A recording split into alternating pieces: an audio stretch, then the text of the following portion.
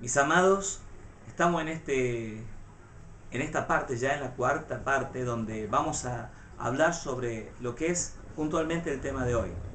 La partecita del capítulo 4 de Lucas que vamos a estar teniendo en este momento es que el Señor dijo que Él fue ungido por el Espíritu para pregonar libertad a los cautivos.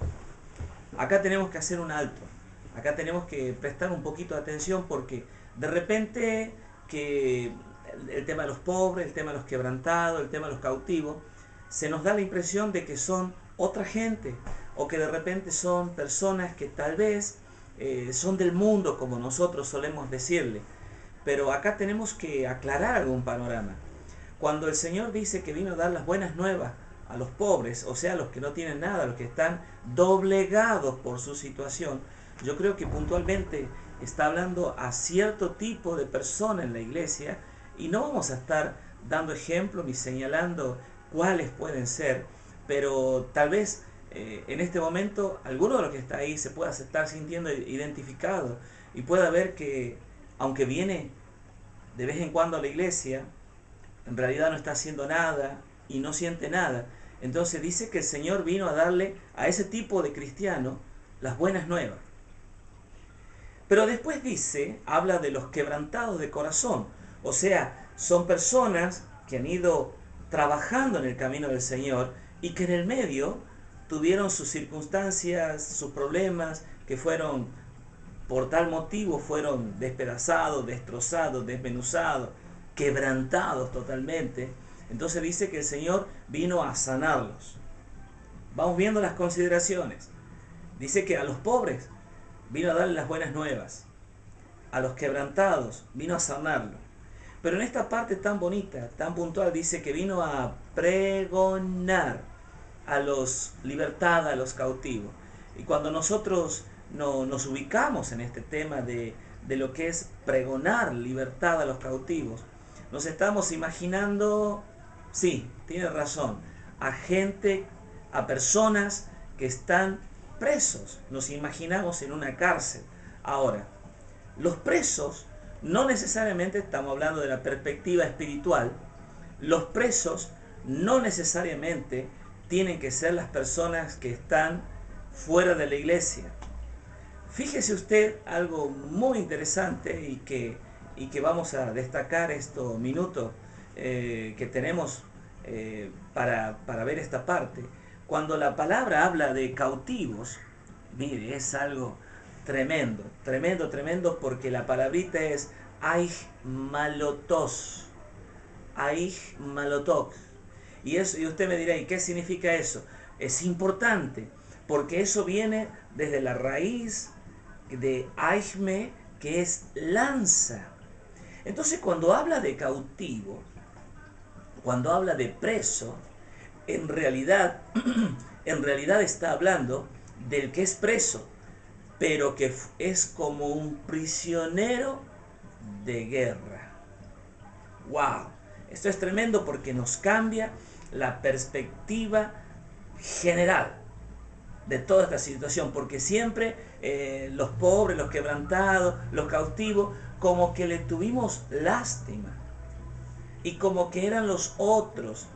Pero cuando empezamos a ver en el sentido espiritual y empezamos a ver que en muchos de los casos hemos pasado pobreza espiritual, en muchos de los casos hemos pasado quebrantamiento de espíritu, debemos reconocer que en muchos de los casos también, muchos de los que estamos sirviendo al Señor hemos sido prisioneros de guerra, personas que estaban en actividad, como dice la palabrita, la raíz viene de lanza,